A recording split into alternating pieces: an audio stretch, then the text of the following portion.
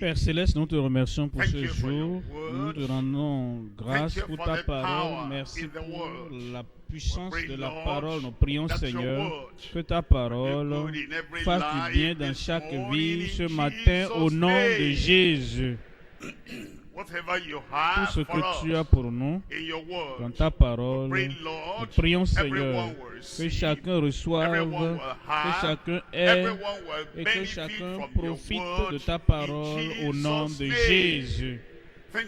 Merci, Seigneur, parce que nous savons que tu as exaucé. Au nom de Jésus, nous prions. Que Dieu bénisse, vous pouvez vous asseoir. Nous venons à Josué au chapitre 10.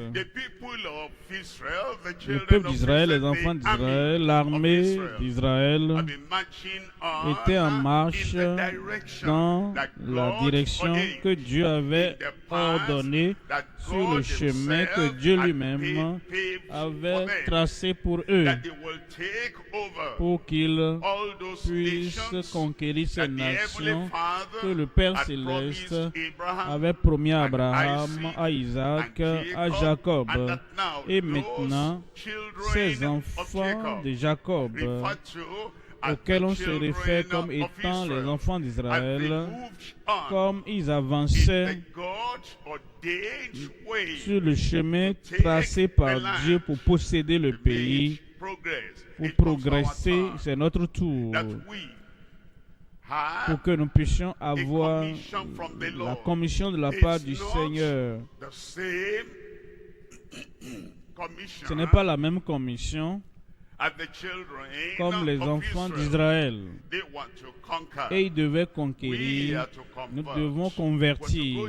Nous devons aller partout dans le monde et prêcher l'évangile, la bonne nouvelle à toute la création. Et prêcher la bonté de Dieu, la grâce de Dieu, l'appel de Dieu dans le royaume de Dieu. Nous devons prêcher cela à tout le monde dans le monde. Et cela est appelé, comme vous le savez, la grande commission. Et tout cela a été écrit. Tout ce que nous apprenons dans le livre de Josué, écrit pour notre instruction, afin qu'avec la consolation et la paix, la patience des Écritures, la consolation du Saint-Esprit et la puissance du Saint-Esprit, nous puissions avancer et faire ce que Dieu espère et que l'évangile soit prêché à tout le monde. C'est ce que nous apprenons. Nous ne sommes pas en guerre comme ils étaient engagés à la guerre. Nos armes ne sont pas des armes charnelles.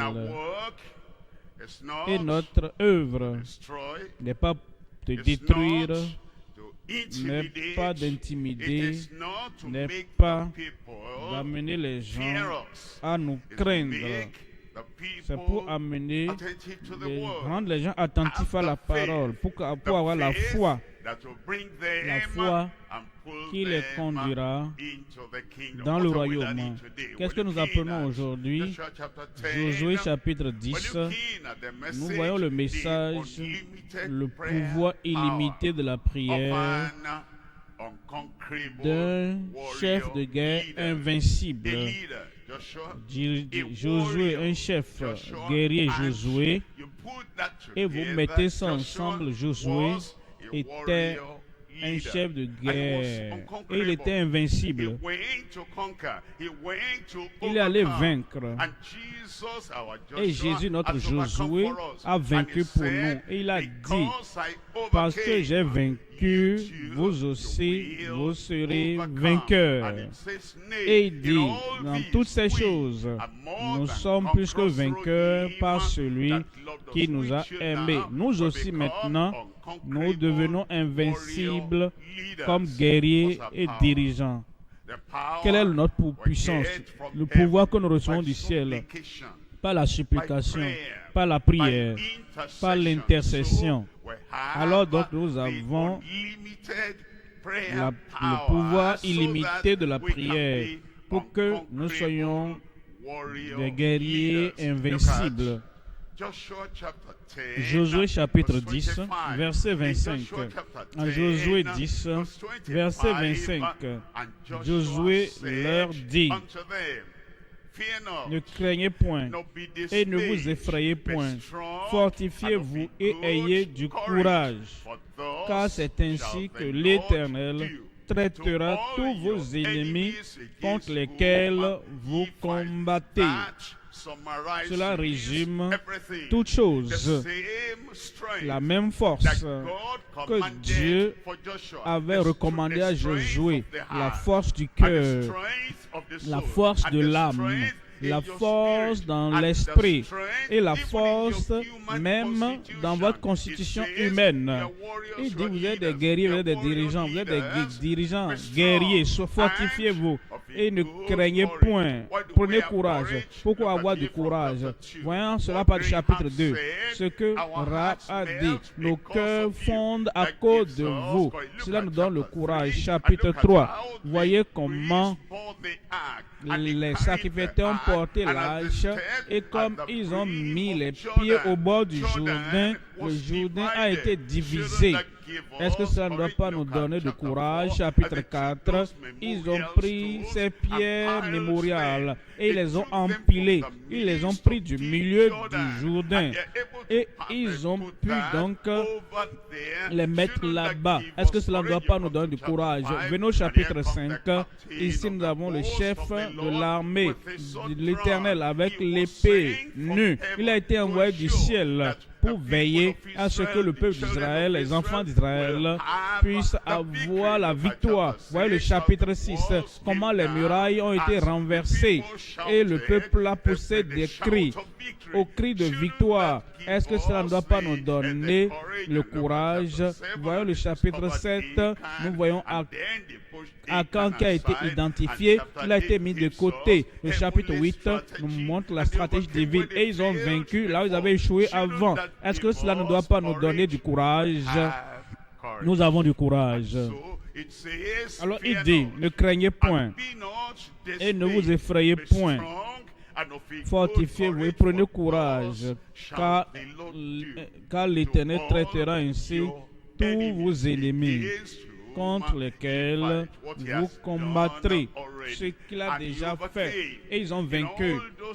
Dans tous ces domaines-là, Josué dit: cela vous montre comment nous allons continuer à vaincre. La victoire du passé nous garantit de la victoire du présent et la victoire des temps à venir. Vous avez la victoire. Nous avons la victoire, le pouvoir illimité de la prière, le pouvoir illimité de la prière. D'autres pouvoirs, puissances dans le monde sont limités. Il y a un toit pour ces puissances-là, mais le pouvoir de la prière, le pouvoir de l'intercession, le pouvoir des pétitions adressées au Seigneur illimité. Regardez Moïse, le pouvoir de la prière illimitée pour faire sortir l'eau du rocher, pour diviser la mer Rouge, le pouvoir illimité de la prière. Voyez Josué qui arrête le soleil, qui arrête la lune, qui pouvait le faire avec toute autre puissance, le pouvoir illimité de la prière. Voyez David qui a vaincu Goliath, le pouvoir illimité de la prière. Et voyez Jésus maintenant, comme il marchait sur la mer, comme il a purifié les lépreux, et comme il a conduit les pécheurs à l'expérience du salut, le pouvoir illimité de la prière.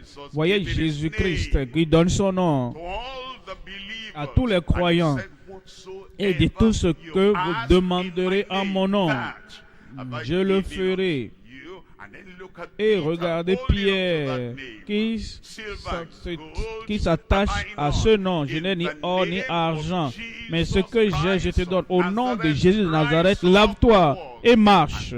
Et l'homme s'est levé, sauté, marchant, le pouvoir illimité de la prière. Ainsi donc, nous venons ce matin pour considérer ce que Dieu nous a donné, le pouvoir illimité de la prière d'un chef de guerre invincible. Nous allons considérer ce message en trois perspectives. Premièrement, le fondement pieux de la lutte pour la victoire sur le violent. Sur le violent. Le violent est censé nous terrifier. Ils sont censés nous intimider. Mais il y a une fondation pieuse, un fondement pieux pour notre combat contre tous ces éléments qui terrorisent. Le fondement pieux de la lutte pour la victoire sur le violent. Sur monsieur violent, sur madame violente, sur une communauté violente, nous avons la victoire. Tu as la victoire sur eux. Deuxième point, le bon combat de la foi. Le bon combat de la foi pour la victoire et le triomphe. Troisième point, la grande foi en plénitude pour la victoire de la foi. Voyons maintenant le premier point. Le fondement pieux de la lutte pour la victoire sur le violent. Josué chapitre 10, verset 8. En Josué 10, 8, l'Éternel dit à Josué, ne les crains point, car je les livre entre tes mains, et aucun d'eux ne tiendra devant toi. L'Éternel avait dit à Josué au début, dès la fondation du ministère, que nul ne tiendra devant lui et devant aucun des enfants d'Israël. Maintenant, le Seigneur répète ici encore à Josué, ne les crains point.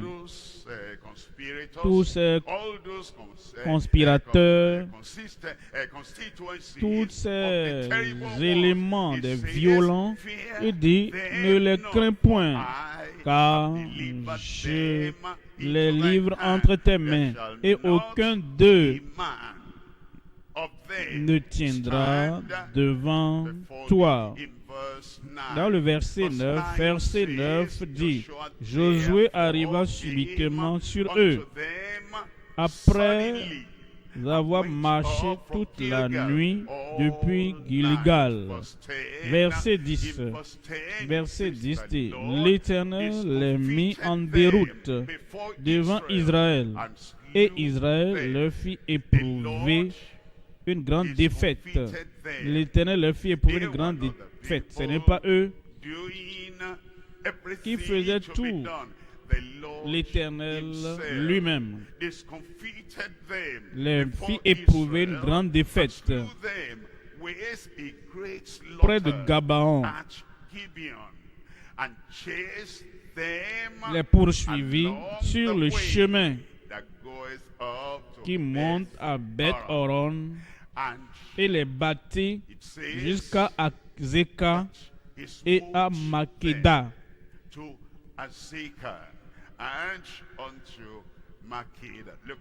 Voyons le verset 11. Verset 11. On dit, comme il fuyait devant Israël, et que l'ennemi va prendre la fuite devant toi et dans ton territoire, ils prendront la fuite au nom de Jésus. Et comme ils fuyaient devant Israël et qu'ils étaient à la descente de Beth-Horon, l'Éternel fit tomber du ciel sur eux de grosses pierres jusqu'à Azekah.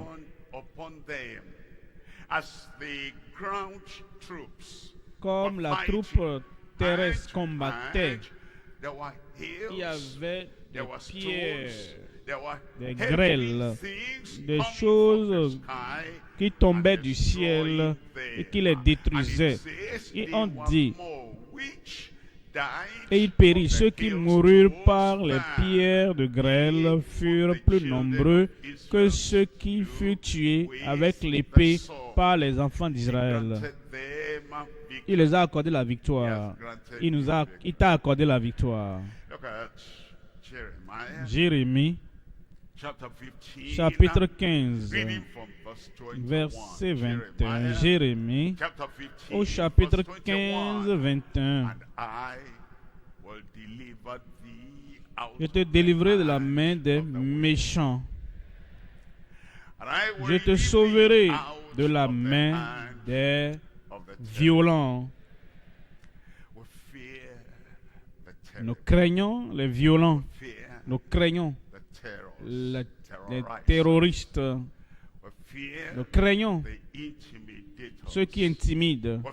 Nous craignons le bruit même de leur voix. Nous craignons leur apparence, qu'ils soient des hommes ou des femmes.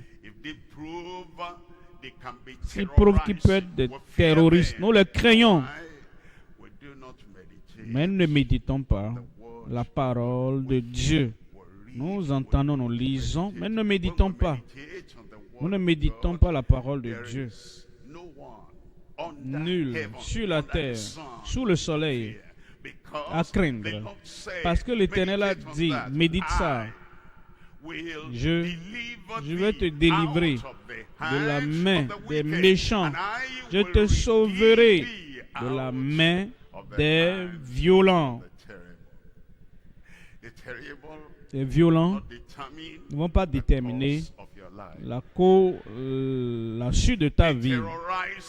Ceux qui terrorisent ne vont pas déterminer les décisions sur ta vie. Tiens sous les mains du Dieu Tout-Puissant, et qui que ce soit, qui qu'il soit, en haut, dedans, dehors, nous avons vaincu. J'ai vaincu. Tout ce qui te poursuivait le jour, dans le rêve, ce matin, tout est terminé. Premier élément, le premier point, le fondement pieux de la lutte pour la victoire sur le violent. Le fondement pieux. Deuxième point, c'est le bon combat. Le bon combat de la foi pour la victoire et le triomphe. Et le bon combat de la foi pour la victoire et le triomphe. Josué, Josué 10. Allons plutôt en Genèse, chapitre 6.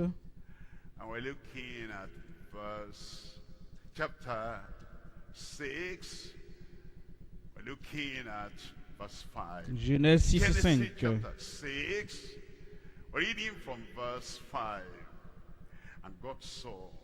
L'Éternel vit que la méchanceté des hommes était grande sur la terre et que toutes les pensées de leur cœur se portaient chaque jour uniquement vers le mal.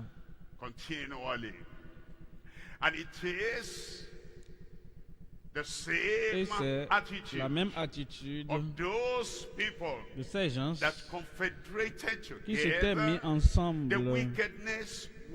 Leur méchanceté était grande et leur corruption était grande. C'est exactement la raison pour laquelle le Dieu juste voulait les mettre de côté. Parce que la justice de Dieu était venue sur ces méchants.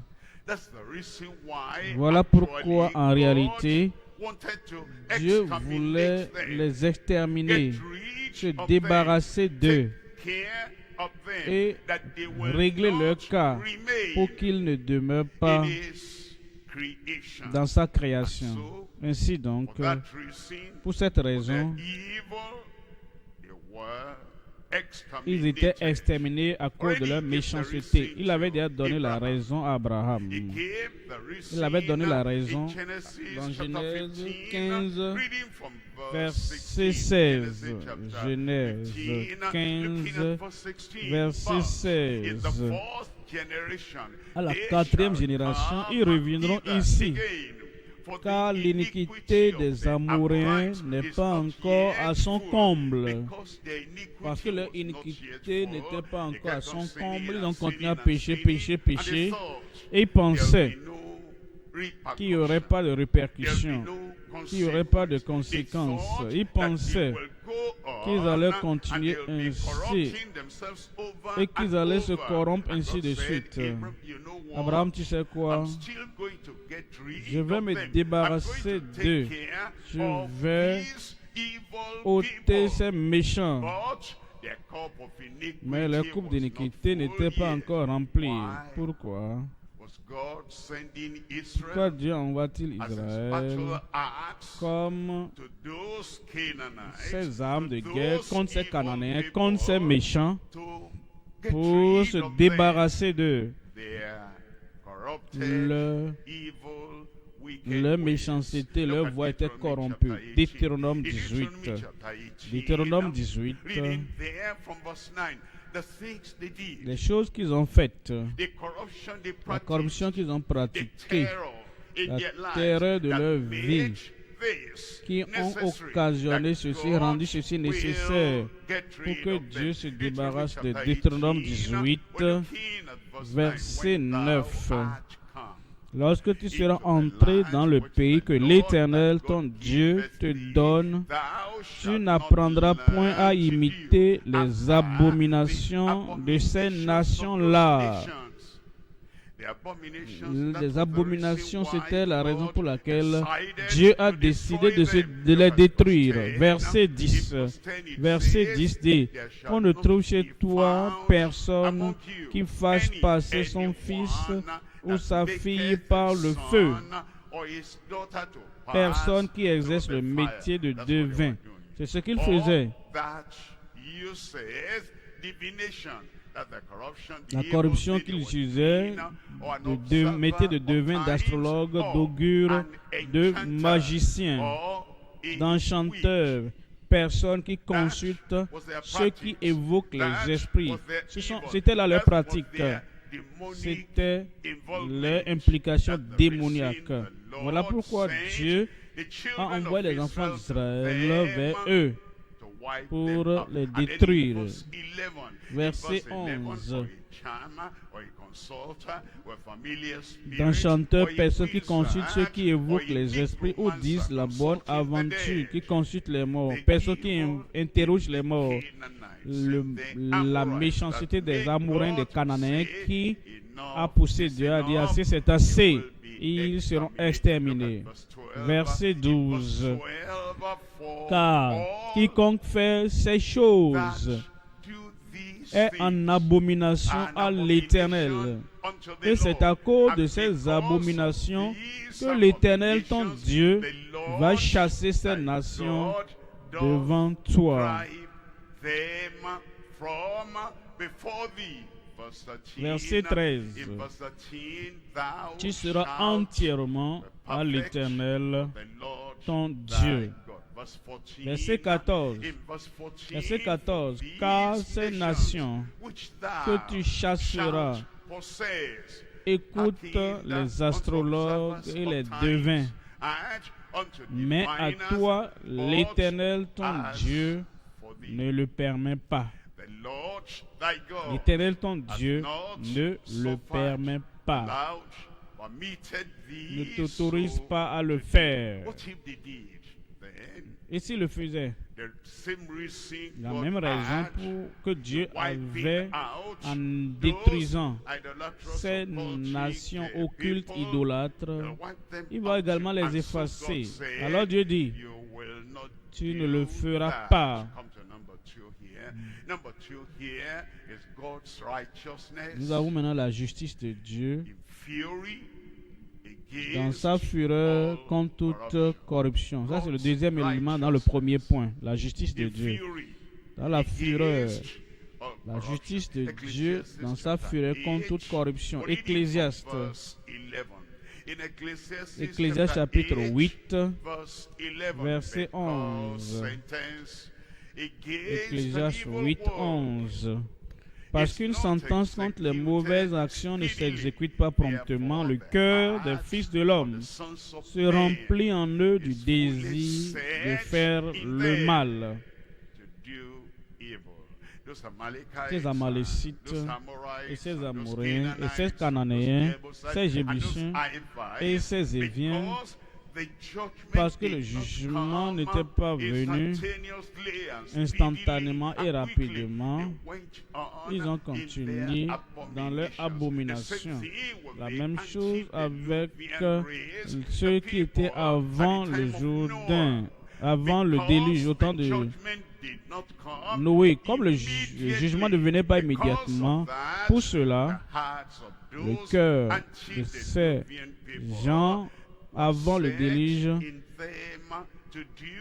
était endurci et continuait dans le mal aujourd'hui, parce que quelqu'un pratique le mal et le jugement ne vient pas instantanément, immédiatement. Ils se disent que Dieu ne juge plus. Nous sommes dans la nouvelle alliance, dans la grâce, et Dieu ne juge plus comme il jugeait avant. Et la plupart de ces gens-là, ils entendent parler de la grâce, ils entendent parler de l'amour, mais ils n'ont pas réellement lu le Nouveau Testament. Si vous lisez le Nouveau Testament, vous saurez en Luc 13, vous pensez que ces gens-là, que Pilate a mélangé le sang avec le sacrifice, vous pensez qu'ils sont les plus grands pécheurs que tous les autres. Je vous le dis, si vous ne vous repentez pas, vous périrez également de la même manière. Il y a encore le jugement aujourd'hui. Pensez à Hérode, en Actes des Apôtres. On a dit, ça c'est la voix d'un Dieu. Un ange est descendu, l'a frappé, et les vers l'ont rongé, et il est mort immédiatement. Il y a encore le jugement, même dans la nouvelle dispensation. Et parce que les cœurs de l'homme, comme ils pratiquent le mal, ils ne savent pas que le jugement viendra sur eux. Ils continuent sans contrôle dans leur méchanceté. Il y a encore le jugement aujourd'hui dans le Nouveau Testament, que notre Dieu est un feu dévorant. Et parce que le jugement ne vient pas promptement, quand le mal est fait, les gens pensent qu'il peut continuer dans le mal. En Romains chapitre 2, verset 5. Romains chapitre 2, 5. Romains 2, 5. Mais par ton endurcissement et par ton cœur impénitent, tu t'amasses un trésor de colère pour le jour de la colère et de la manifestation du juste jugement de Dieu. Verset 6 qui dit qu'il rendra à chacun, Nouveau Testament, qui rendra dans la grâce, qui rendra à chacun selon ses œuvres. Il y a encore le jugement. Quand le Seigneur a vu que la pensée, la coupe des Amoréens était pleine, il a envoyé son jugement contre eux. Et quand la coupe de quelqu'un est remplie, Dieu envoie le jugement. Verset 7. Réservant la vie éternelle à ceux qui, par la persévérance à bien faire, cherchent l'honneur, la gloire et l'immortalité. Il y aura la vie éternelle. Verset 8. Verset 8, il dit, mais l'irritation et la colère. Mais l'irritation à ceux qui sont souillés, mais l'irritation et la colère à ceux qui sont désobéissants, mais l'irritation et la colère à ceux qui, par esprit de dispute, sont rebelles à la vérité. En notre temps, dans notre dispensation, dans le Nouveau Testament, et obéissent à l'injustice. Verset 9, tribulation et angoisse sur toute âme d'homme qui fait le mal, sans exception, qui fait le mal, sur les Juifs premièrement, puis sur le grec. Il continue dans le verset 10 en disant, verset 10, gloire, honneur et paix pour quiconque fait le bien, pour le juif premièrement, puis le grec, car devant Dieu, verset 11, car devant Dieu il n'y a point d'acception de personne. En son temps, dans cette alliance, pas d'acception de personne. En ce temps, dans la nouvelle alliance, il n'y a point d'acception de personne. Troisième élément dans le premier point, la rédemption de Dieu par la foi et la conversion. La rédemption.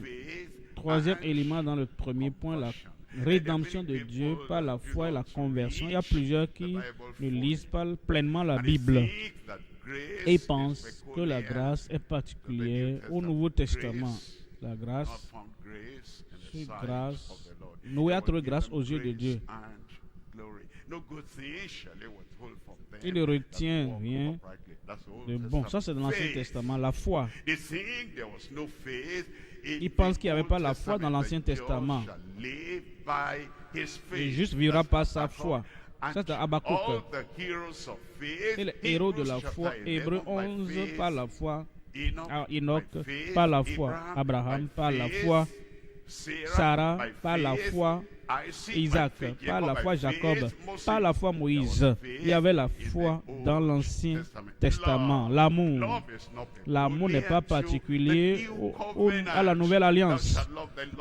Tu aimeras l'Éternel de tout ton cœur, toute ton âme et de toute ta force, afin que tu vives.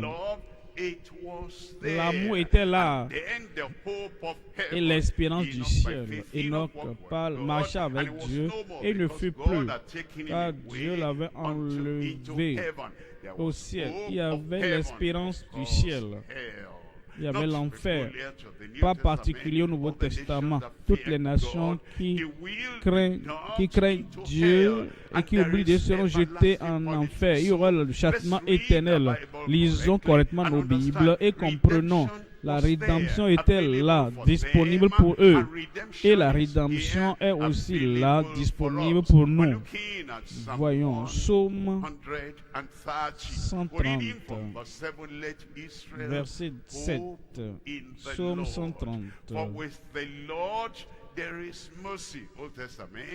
130, verset 7. Israël, met ton espoir en l'Éternel, car la miséricorde est auprès de l'Éternel et la rédemption est auprès de lui en abondance. Verset 8, c'est lui qui rachètera Israël de toutes ses iniquités. La rédemption du péché, la rédemption du pouvoir de Satan, la rédemption des violents était disponible pour eux et c'est disponible pour nous. Disponible pour toi. Et quand nous nous détournons du péché et nous croyons au Seigneur, que la rédemption du Seigneur est efficace dans nos vies. Psaume 51. En Psaume 51, verset 7, verset 9, Louis II, purifie-moi avec l'hysope et je serai pur. S'il pouvait être pur dans l'ancienne alliance, nous aussi, nous pouvons être purs. Et je serai pur, lave-moi et je serai plus blanc que la neige.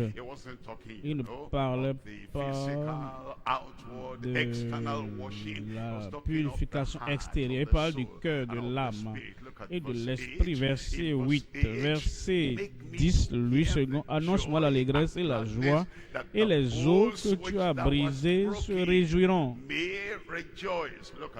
Verset 11. Détourne ton regard de mes péchés, efface toutes mes iniquités. Verset 12. Ô, crée en moi un cœur pur, une nouvelle création. C'était disponible pour eux et c'est aussi disponible pour nous. Crée en moi un cœur pur, ô Dieu, renouvelle en moi un esprit bien disposé. Verset 13. Ne me rejette pas loin de ta face. Il y a un rejet. Si quelqu'un retourne dans le péché, demeure dans le péché et est rebelle, endurci dans le péché, et il ne pense pas à l'avenir, il ne pense qu'à se complaire maintenant, il y a un rejet. Et Dieu n'a pas peur de qui que ce soit, même si c'est un roi, d'une femme, même une reine. Ne me rejette pas loin de ta présence et ne me retire pas ton Esprit Saint. N'attriste pas l'Esprit de Dieu, par lequel tu as été scellé pour le jour de la rédemption. Il peut être attristé, il peut te quitter. Ne me retire pas ton Esprit Saint. Verset 14. Rends-moi la joie de ton salut. Ancien Testament, il savait que quand tu es sauvé, quand tu es pardonné, quand tu es racheté, quand tu es converti, il savait, il y a la joie qui vient avec ce salut. Il dit, rends-moi la joie de ton salut et qu'un esprit de bonne volonté me soutienne. Verset 15. J'enseignerai tes voies à ceux qui les transgressent. Si tu es un transgresseur, tu ne peux pas enseigner les autres transgresseurs la voie de l'Éternel. Si tu es rebelle contre la parole et la volonté de Dieu, tu ne peux pas servir, prêcher à d'autres qui se rebellent contre la volonté de Dieu.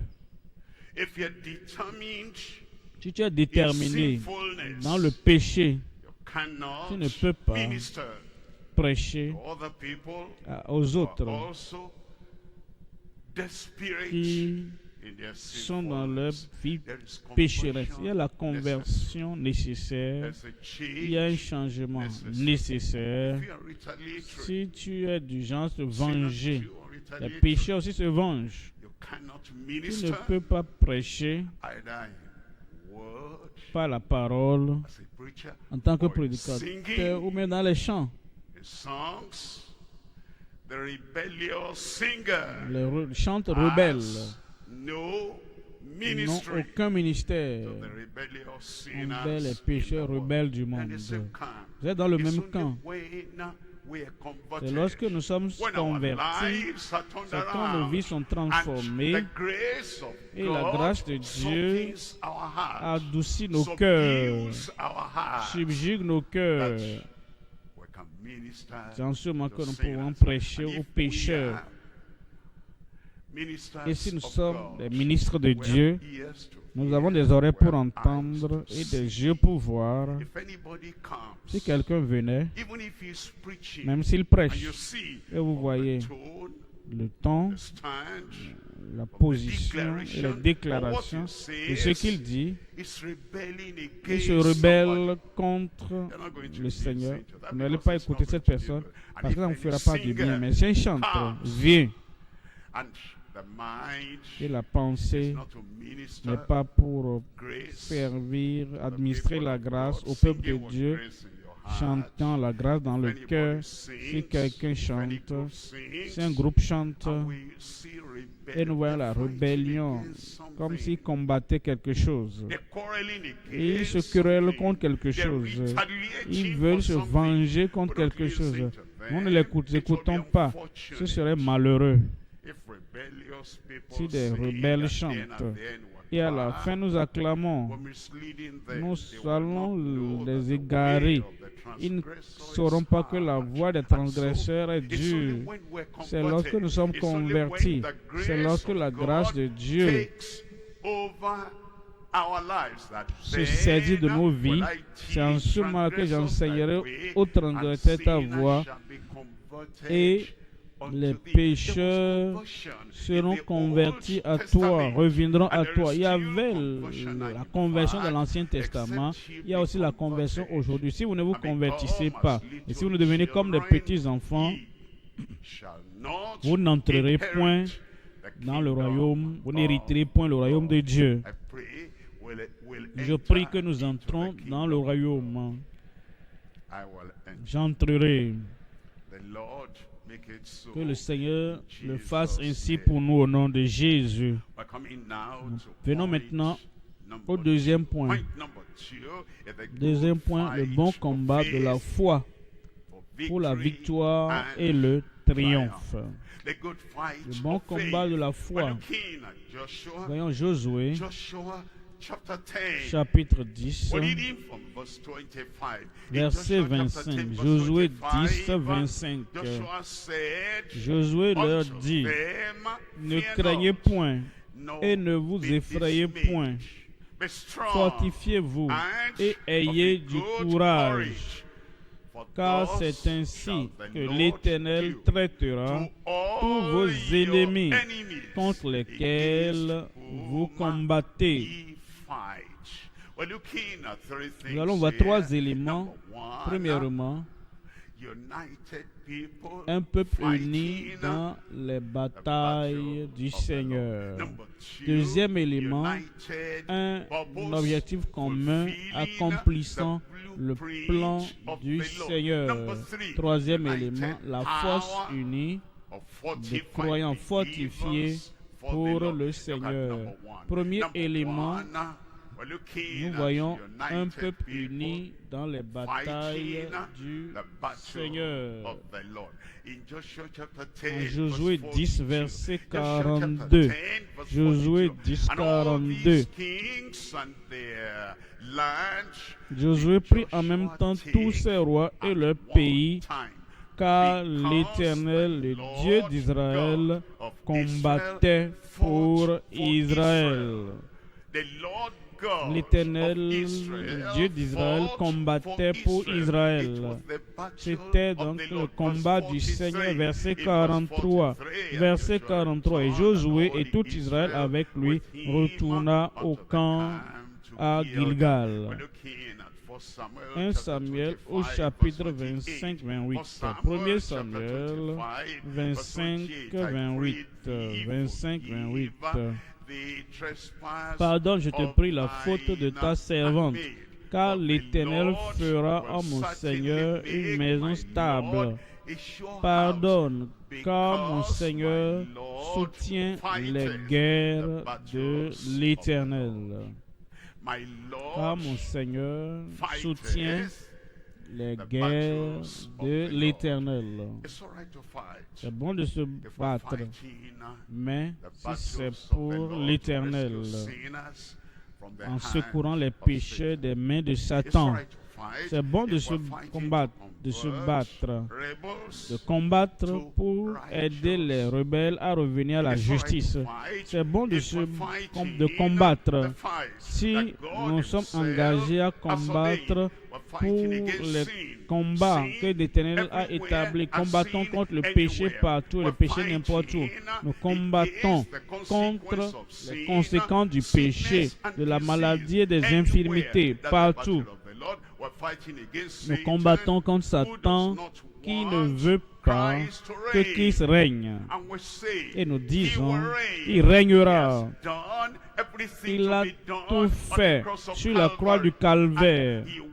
Et il veut régner. Comme le Père a établi qu'il règne. Satan dit non, il ne régnera pas. Nous combattons contre Satan.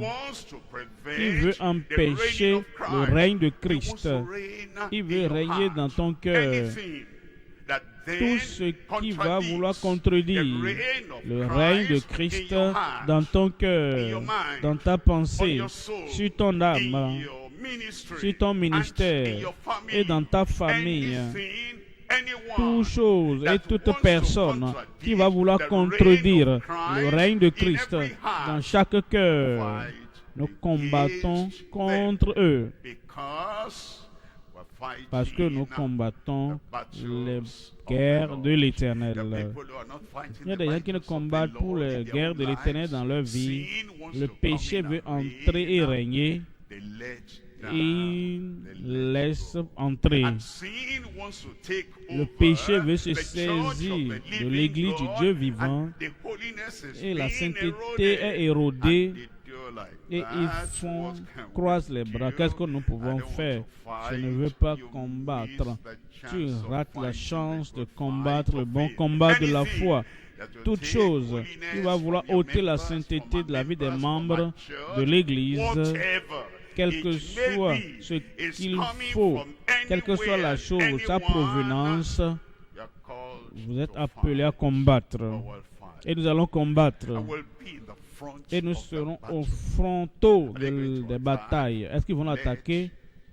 Qu'ils attaquent. Nous sommes plus que vainqueurs, plus que capables de vaincre des millions de ceux qui attaquent, qui veulent ôter la sainteté de ta vie, du ministère et de l'Église. Dieu a fait de nous des ministres capables de la nouvelle alliance. C'est trop tard. Après 50 ans, maintenant trembler, craindre, laisser tomber, laisser les usurpateurs de venir se saisir de l'Église du Dieu vivant et l'arracher de l'Église de sainteté pour qu'elle devienne l'Église des hypocrites. C'est trop tard. Pendant ces 50 ans, nous ne les avons pas permis d'entrer et manifester leur rébellion. Il ne peut pas venir maintenant. Ce n'est pas possible. Il ne peut pas venir maintenant. Parce que plus nous prenons de l'âge, plus passionnés nous devenons. Plus nous prenons de l'âge en tant qu'individu et en tant qu'Église, plus déterminés nous devenons. Cet évangile, l'évangile de la grâce de Dieu et de la piété, de la sainteté, personne ne pourra l'arracher de nos mains. Ça, c'est le combat de l'Éternel. Et on ne prend pas de retraite dans ce combat. On ne se retire pas de ce combat. Si ceux qui n'ont pas l'Esprit de Dieu, mais ils ont l'audace, ils ont l'esprit humain, audacieux, et ils ventrent, et ils disent, oh, l'homme est vieux, il ne pourra plus rien faire. Essayez. Nous ferons beaucoup plus que nous l'avions fait avant. Parce que l'homme intérieur est fortifié de jour en jour pour se rassurer que la fondation que nous avons posé reste debout. Et il va continuer à tenir sur cette fondation. Même si nous mourrons. Élisée était mort. Et ils l'ont enseveli là-bas. Homme de double portion de l'esprit, double portion de la puissance miraculeuse du Seigneur. Les gens alors portaient un mort. Ils l'ont jeté dans la tombe. Et ils ont vu une bande qui venait. Ils ont eu peur. Rapidement, ils ont jeté le mort dans le tombeau d'Élisée. Dites-moi ce qui est arrivé. Cet homme est revenu à la vie. Pourquoi? Il avait demandé la double portion. Et il a eu la double portion. Comme toi, tu auras la double portion. Élisée a ressuscité mort. De son vivant, Élie de son vivant a ressuscité un enfant. 1-1. Ça, ce n'est pas double encore. Alors, après sa mort, pour que Dieu accomplisse la double portion, ce cadavre qui était mort et qu'on a jeté dans le tombeau d'Élisée. Mais Dieu était toujours à l'œuvre. Et cet homme est ressuscité pour accomplir la double portion. Ce sera accompli dans ta vie. Pendant que tu es ici, l'accomplissement au nom de Jésus. Et comme tu retournes, chaque iota, tout trait d'un T sera accompli dans ta vie. Rassure-toi que tu combats le combat de l'Éternel. Deuxième élément, un objectif uni accomplissant le plan du Seigneur. Un objectif commun pour envoyer Israël sur la terre des Cananéens, des Amoréens. Ça, c'est l'objectif qu'il visait à tout moment. Et tous les membres, les soldats de l'armée, ils regardaient cet objectif et ils voulaient accomplir l'objectif. Chacun, comme nous venons prêcher ici, nous sommes unis dans l'objectif d'accomplir le plan du Seigneur. En 1 Jean, chapitre 3, verset 8. En 1 Jean 3, verset 8, celui qui pratique le péché est du diable, car le diable pêche dès le commencement. Mais c'est pour cela que le Fils de l'homme, le Fils de Dieu, a paru afin de détruire les œuvres du diable. Nous sommes unis avec lui dans ce but-là.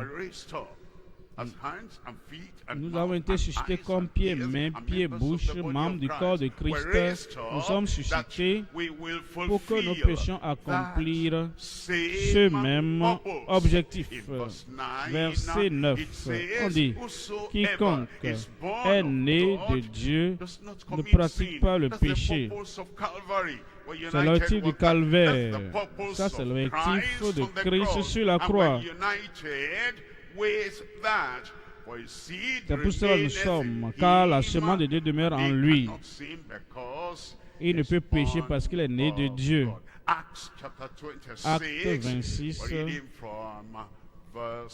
verset 16. Acte 26, 16. Mais lève-toi et tiens-toi sur tes pieds, car je te suis apparu pour cet objectif. Pour cet objectif. Que ce soit Pierre, Paul, Jean, et souviens-toi, pour cet objectif. Pourquoi tu prêches pour cet objectif? Pourquoi tu prêches pour cet objectif? Pourquoi tu chantes pour cet objectif? Pourquoi est-ce que tu occupes une quelconque position dans la maison de la foi pour cet objectif? Il dit, lève-toi et tiens-toi sur tes pieds, car je te suis apparu pour t'établir ministre et témoin des choses que tu as vues et de celles pour lesquelles je t'apparaîtrai.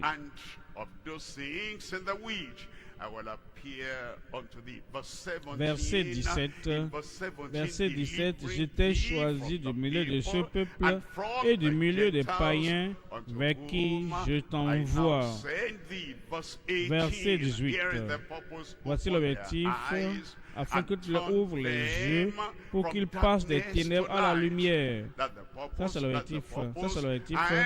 Et de la puissance de Satan à Dieu, pour qu'ils reçoivent par la foi en moi le pardon des péchés et l'héritage avec les sanctifiés. Verset 19, en conséquence, au roi Agrippa, je n'ai point résisté à la vision céleste. Troisième élément maintenant, la force unie de croyants fortifiés pour le Seigneur. La force unie de croyants fortifiés pour le Seigneur. Il nous fortifie dans l'unité avec les autres qui nous ont dévancés, ceux qui sont présents avec nous. Et nous servons le Seigneur pour manifester sa puissance. Josué 10, Josué dit au peuple, les autres guerriers, les autres combattants, ceux qui combattaient avec lui, il leur dit, ne craignez point. Il communiquait son intrépidité dans leur cœur. Parce que Josué, à cause de la grâce et la force de l'Esprit de Dieu sur lui, était libre de la crainte. Et il communiquait cela aux autres guerriers dirigeants. Et il leur dit, le même Dieu pour vous et pour moi.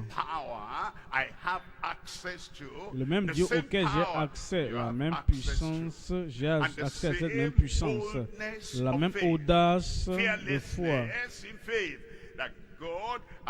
que Dieu a communiqué et transmis. Cette même intrépidité et audace, vous l'avez. Josué dit, ne craignez point et ne vous effrayez point, fortifiez-vous, fortifiez-vous. Si vous ne pourrez pas, le Seigneur ne vous le dira pas, fortifiez-vous. Vous devez donc vérifier qu'est-ce que Dieu a pourvu pour que je sois fort. Quel nutriment spirituel Dieu a-t-il pourvu pour que je sois fort? Quelle attitude spirituelle Dieu m'appelle-t-il à avoir? Et il veut que je maintienne cette attitude pour me rendre fort. Quelle vision, quel rêve, quelle représentation met-il devant moi pour que je regarde cela, pour que je sois fortifié. Il a pourvu tout ce que nous avons besoin pour nous rendre forts.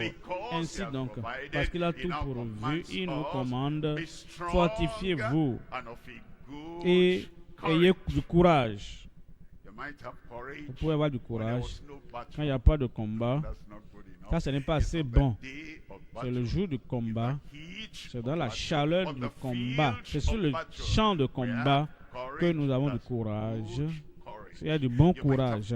Pour avoir du courage, quand l'ennemi n'est pas là, Ça, ce n'est pas assez bon. Mais quand l'ennemi vient, quand l'ennemi vous affronte et vous êtes confronté à l'ennemi face à face à lui, et c'est en ce moment-là d'avoir du bon courage. Quand Goliath est venu et les genoux de Saül se cognaient, plus élancés que tout le monde, ça c'est pas le bon courage. Mais quand Goliath s'est montré et tu dis que personne ne se soucie, ne se préoccupe de celui-là, moi, le petit David, j'irai et je vais le combattre. C'est en la présence de Goliath, quand l'ennemi est là, quand le combat est chaud, c'est en ce moment-là qu'il faut manifester du courage.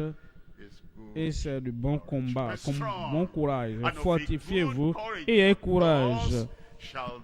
Car c'est ainsi que l'Éternel, ce n'est pas que je ferai, qui suis-je? Ce n'est pas vous qui le ferez, mais l'Éternel traitera tous vos ennemis contre lesquels vous combattez. Je prie que Dieu accorde à chacun un tel courage actuel et présent, un tel ministère, un tel défi au nom de Jésus.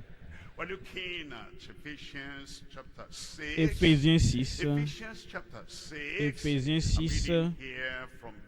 verset 10. Au reste, frères, fortifiez-vous dans le Seigneur et dans sa force toute puissante. Verset 11. Revêtez-vous de toutes les armes de Dieu. En toute évidence, si vous revêtez toutes les armes de Dieu, vous serez fort. Vous serez très courageux si vous revêtez les armes de Dieu. Et elles sont disponibles. Pourquoi nous sommes non pas forts?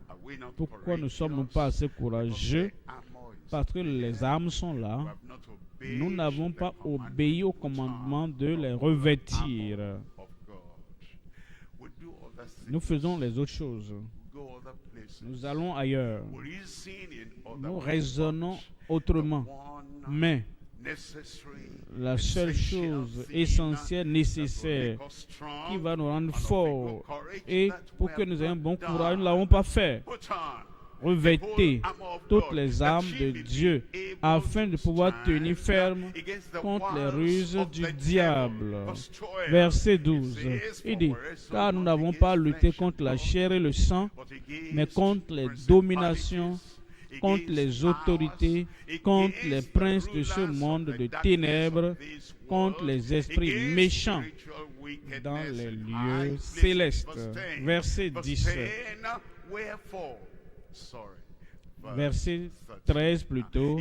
Verset 13, c'est pourquoi prenez toutes les armes de Dieu afin de pouvoir résister dans le mauvais jour et tenir ferme après avoir tout surmonté. Ça veut dire quoi? Après avoir tout fait, après avoir tout surmonté, le devoir qu'on nous a donné dans le temps présent, continue à tenir. Afin que si un autre ennemi se manifestait, continue à tenir. Comme les autres seront vaincus, ceux du présent, ils seront aussi vaincus au nom de Jésus. Verset 14. Verset 14. Tenez donc ferme, ayez à vos reins la vérité pour ceinture. Revêtez la cuirasse de la justice. Verset 15. Mettez pour chaussure à vos pieds le zèle que donne l'évangile de paix. Verset 16. Prenez par-dessus tout cela le bouclier de la foi, avec lequel vous pourrez éteindre tous les traits enflammés du malin. Verset 17. Verset 17. Prenez aussi le casque du salut et l'épée de l'esprit, qui est la parole de Dieu. Verset 18. Faites en tout temps par l'Esprit toutes sortes de prières. Faites en tout temps. Jamais se soucier, jamais effrayé, jamais anxieux. Ces choses qui vont vous rendre anxieux, priez à ce sujet. Les choses qui vont vous pousser à vous inquiéter, priez en leur sujet. Les intimidations de ceux qui vont vous terrifier pour vous amener à trembler, priez à ce sujet. Et nous devons donc toujours prier. Priez en tout temps. Faites en tout temps par l'Esprit tout ça de prière, supplication. Veillez à cela avec une entière persévérance et priez pour tous les saints. Et il exaucera à nos prières. Il va exaucer tes prières. Tes prières au nom de Jésus. Troisième point maintenant, la grande foi en plénitude pour la victoire de la foi. Il y a trois éléments. La grande foi qui reçoit et considère comme accomplie. Deuxièmement, la plus grande foi qui atteint et s'élève avec le libérateur. Troisième élément, la foi la plus grande qui règne sur les dominations. Premier élément, la grande foi, la grande foi, la grande foi qui reçoit et considère comme accompli. Voyons Matthieu chapitre 8. Verset 8. Matthieu 8, verset 8. Le centenier répondit, Seigneur, je ne suis pas digne que tu entres sous mon toit, mais dis seulement un mot, et mon serviteur sera guéri. Dis seulement un mot, et mon serviteur sera guéri. Dans le verset 9, car moi qui suis soumis à des supérieurs, j'ai des soldats sous mes ordres, et je dis à l'un, va, et il va. À l'autre, viens, et il vient. Et à mon serviteur, fais cela, et il le fait. Il dit, je connais l'autorité et j'utilise l'autorité. Pour les soldats sous mes ordres, je dis un mot et ils accomplissent cela. Toutes les maladies, toutes les infirmités, tous les démons, tous les esprits, tous les défis, toutes les circonstances, toutes les situations sont sous ton autorité, comme les soldats sont sous mes ordres. Dis. Parle à la maladie, aux maladies, aux infirmités, parle aux démons, parle aux situations et parle à toutes les circonstances. Comme ces soldats sont sous mes ordres et m'obéissent, tout va t'obéir. Verset 10 maintenant. Après l'avoir entendu, Jésus fut dans l'étonnement et dit à ceux qui le suivaient, je vous le dis en vérité, même en Israël, je n'ai pas trouvé une aussi grande foi. Même en Israël. C'est quoi la grande foi? La foi qui considère la chose faite quand la parole est déclarée. Deuxième élément, la plus grande foi qui atteint et s'élève avec le libérateur. Ça veut dire quoi? Comme regardons le libérateur dans la Bible, nous avons Moïse, le libérateur qui avait son type de foi, Josué, un autre libérateur avec les défis pour lesquels il devait être délivré. Et ta foi, quand tu viens dans le livre de Josué, sa foi montait à ce niveau-là, au niveau du libérateur. Et quand nous venons à David, qui délivrait la nation, le premier combat, et Goliath a dit, choisissez un homme. Le roi a tremblé. Tous les Israélites ont tremblé. Le défi était plus élevé maintenant, que la foi devienne plus grande que ce qu'elle était par le passé, pour atteindre le niveau du défi et du problème du jour. Et vous évoluez ainsi de suite, et vous venez au temps de Christ. Vous voyez les défis, que la foi se lève avec le problème. Vous venez en Actes des Apôtres, et vous voyez les défis auxquels ils étaient confrontés. Et comme ces défis montaient, leur foi montait également. Vous ferez de plus grandes œuvres que celles-ci. Les défis auxquels nous avons fait face en 73, c'était des défis.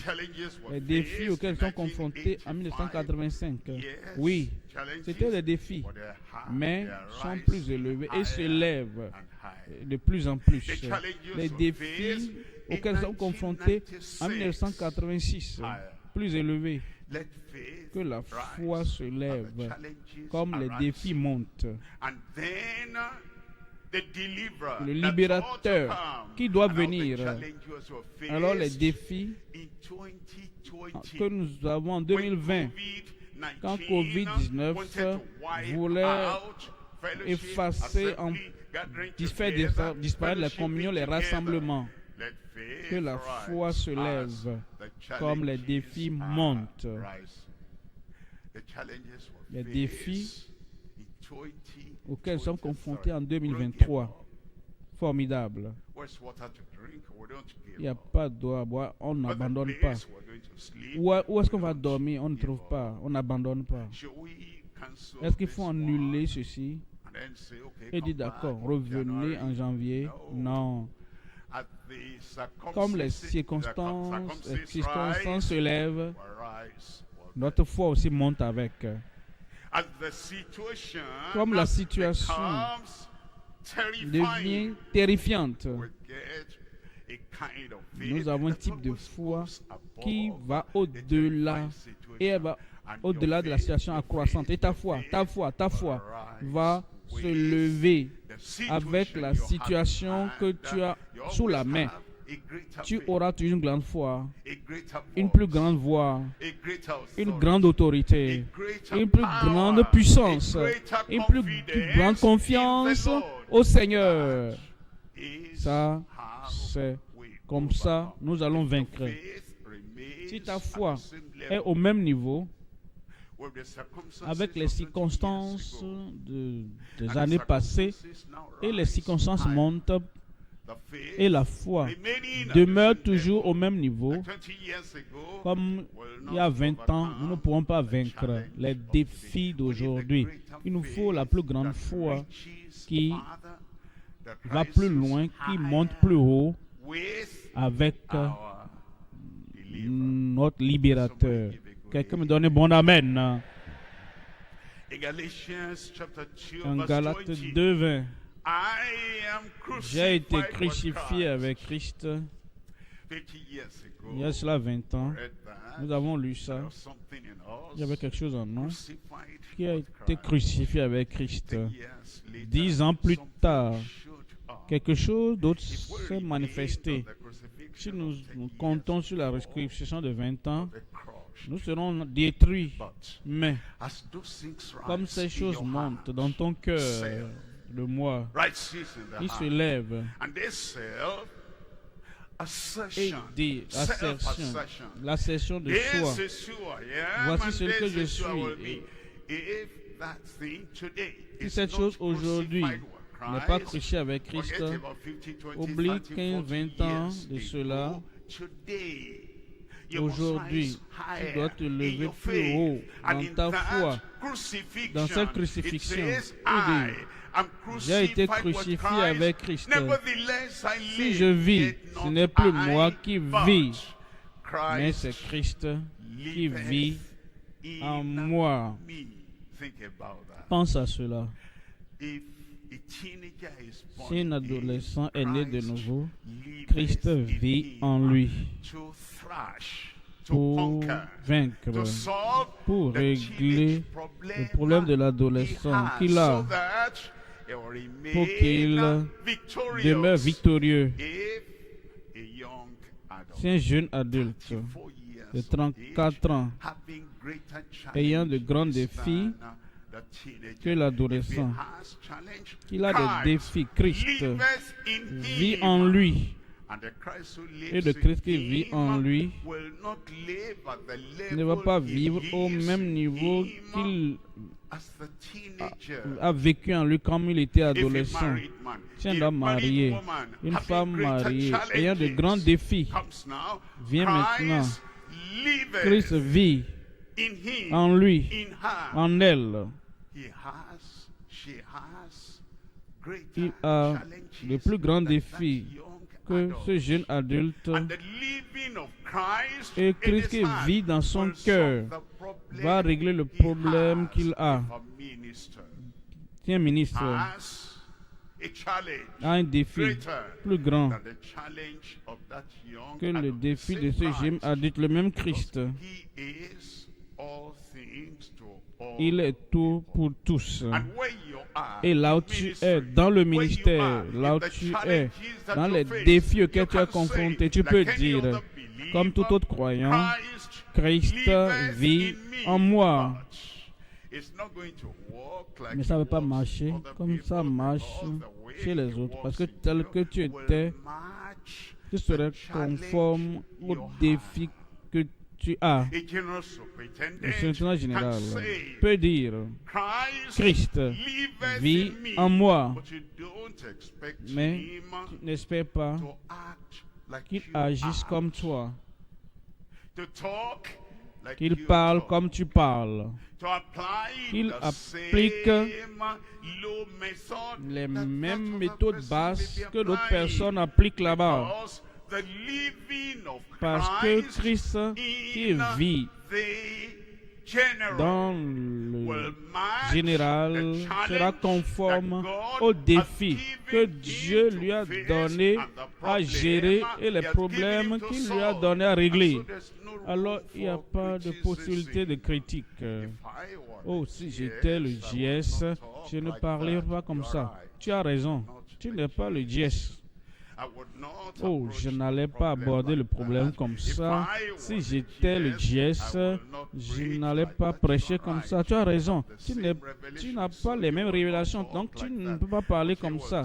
S'il va parler comme ça, parce que Christ, qui révèle les choses profondes, dit, je suis Christ, je t'ai placé là-bas, voici ce que je veux que tu fasses. La main dont je veux. Merci Seigneur. Il n'y a pas de place pour la comparaison, les critiques. J'ai été crucifié avec Christ. Si je vis, ce n'est plus moi qui vis, c'est Christ qui vit en moi. Si je vis maintenant dans la chair, je vis dans la foi au Fils de Dieu qui m'a aimé et qui s'est livré lui-même pour moi. Qui va vaincre. Troisième élément maintenant, la foi la plus grande qui règne sur les dominations. Ici, nous avons Josué. En Josué chapitre 10, voyons le verset 12. Josué 10, 12.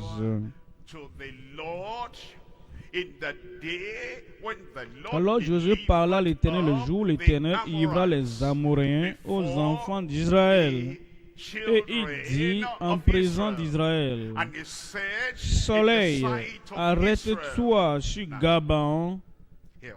Ici, Josué était là. Tu ne vas pas agir comme ça.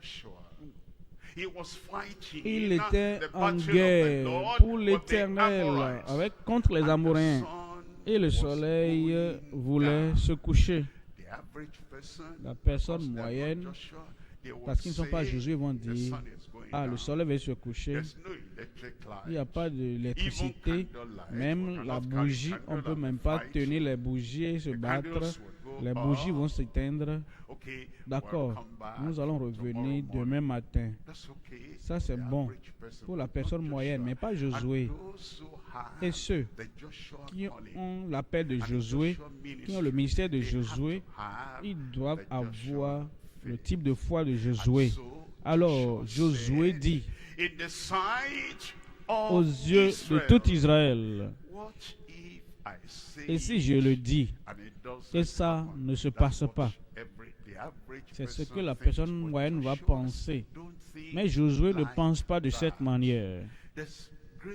Il y a la grande foi. Il y a la grande foi et la foi la plus grande. Et Josué dit, aux yeux de tout Israël, soleil, arrête-toi sur Gabaon. Et toi, lune, sur la vallée d'Ajalon. Moi, je ne dirai pas ça. Tu as raison. Josué le dira. Et quand tu te lèves et ta foi monte avec les circonstances et les situations autour de toi, la grande foi, une grande fortitude, une plus grande fermeté viendront dans ton cœur, dans ta vie, au nom de Jésus. Verset 11. Verset tells us, verse 11. And it says, and it came to pass, as they fled. Verset 11. Comme il fuyait. Looks like we're going back. Let's go forward. Verse 13. Verset 13. Et le soleil s'arrêta. Et la lune et le soleil s'arrêta. Si le soleil s'arrête, Satan peut s'arrêter. Si le soleil peut s'arrêter, les maladies peuvent s'arrêter. Ils ont dit, le cancer est arrivé à l'étape finale. Il y a des gens ici qui vont arrêter ce cancer-là. Et le soleil s'arrêta. Si le soleil peut s'arrêter, tous ces démons, ces puissances démoniaques, ces esprits maléfiques vont s'arrêter.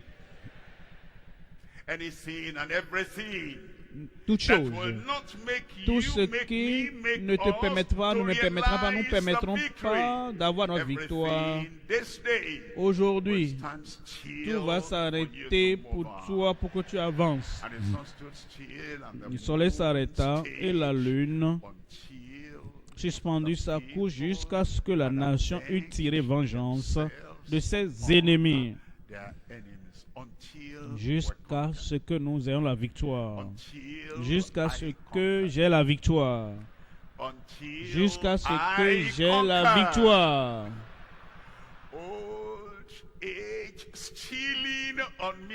L'âge avance. Père sur moi, il dit, ah, vieillesse, arrête-toi. J'ai encore quelque chose à faire. Jusqu'à. J'ai la victoire. Vieillesse, je n'ai pas d'attention pour toi maintenant. Maladie et infirmité, est-ce que tu as des chances pour eux? Arrête-toi. Dites-leur, non? Dites-leur à haute voix. Arrêtez-vous. Tu es assis, lève-toi et commande. Lève-toi debout et décrète. Lève-toi et déclare. Lève-toi et dis à la chose qui veut te détruire, qui veut t'arrêter, qui veut empêcher ton progrès, qui veut te ralentir. Non, non. the final Tu as le say. dernier mot. You have Tu as the le final dernier mot. say. You have Tu as le the dernier final mot. say. The words of your La mouth, parole de ta the bouche, decree, le décret, the power, la the puissance, manifestation. la manifestation. You have the Tu as le final dernier say. mot. The sickness La has to maladie stand still. doit s'arrêter. The situation La has to situation stand doit still. s'arrêter. The disturbance Les has distractions to stand doivent still. s'arrêter. The weakness La faiblesse has doit to s'arrêter. stand still. The enemy L'ennemi has doit to stand s'arrêter. still. Be the Joshua Sois le of Josué the day du jour for your own life, pour ta vie, for your own ministry. pour ton ministère. Stand still. Stand still. Que cela s'arrête And let the people of et God que le peuple de Dieu pass over. traverse.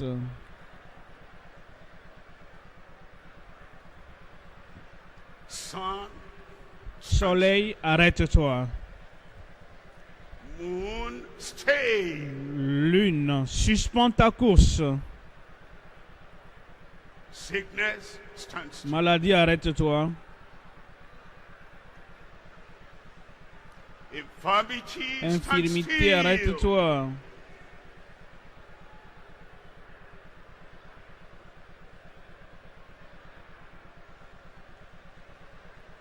And the weakness of old Et la age. faiblesse de la vieillesse s'arrête.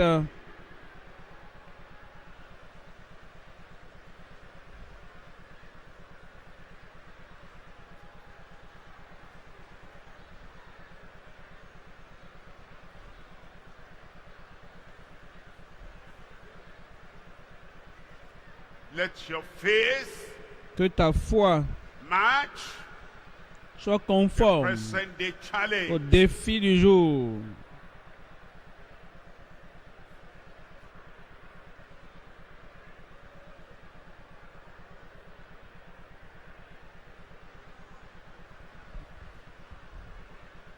Let your faith Que ta foi match soit the present conforme vision. à la vision actuelle, The present focus. concentration actuelle.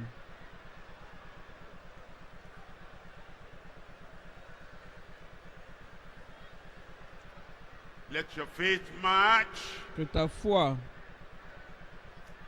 the forward march. conforme à la The marche, revealed destiny. à la destinée révélée.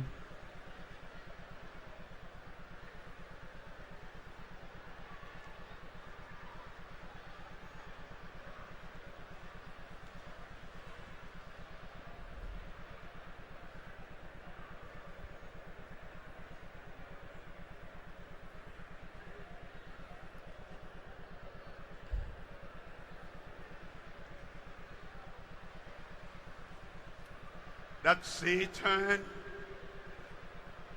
Ce Satan has to stand still. doit s'arrêter.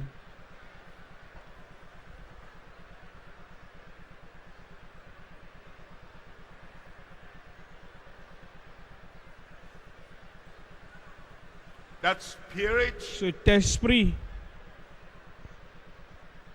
has to stand doit still. s'arrêter.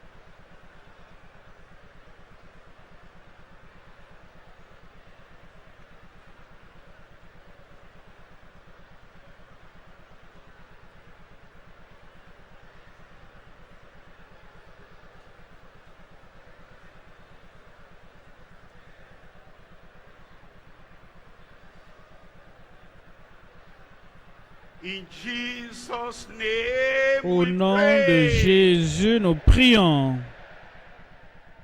Heavenly Père Father, we céleste, thank nous te you remercions for the operations of pour faith, l'opération de la foi, great faith, la grande foi, greater faith, la plus grande foi, greatest la faith. foi la plus grande. Impart the Impacte appropriate gift of le faith don approprié de to la foi à everyone chacun in Jesus' au nom de name. Jésus. And Lord, Et whatever Seigneur, is tout arising ce qui se lève to stop our pour journey, empêcher notre voyage, our pour ministry, empêcher notre to ministère, stop our pour arrêter strength and notre courage, force et courage. Lord, we Seigneur, nous declare, déclarons, stand still arrêtez-vous in au nom de Jesus' name. Jésus. Sickness, Maladie, stand still. arrête-toi. Evil Mauvais spirits, esprit, stand still. arrêtez-vous. All the maneuvers Toutes les of manœuvres men, of des women, hommes et des femmes, stand still. arrêtez-vous. Lord, we pray Seigneur, nous you prions clear the Que way tu for balaies la everyone. voie pour chacun, Move on, pour que nous avancions, march que on nous allons de l'avant into victory. pour la victoire. Victory in La your victoire personal dans life. ta vie personnelle, Victory la victoire in your health. dans ta santé, Victory in victoire your strength dans ta and stamina. force, Victory la victoire in your soul and dans ton spirit. âme et dans ton esprit, Victory victoire over every sur enemy tout of ennemi de progress. progrès, Victory in victoire your calling. dans ton appel, Victory victoire in the day. dans la journée, Victory victoire in the night. dans la nuit, Victory victoire today aujourd'hui and victory et victoire pour toujours. ever is done. C'est fait. Thank you, Lord. Merci Seigneur. Jesus' Au nom de name we Jésus, nous pray. prions.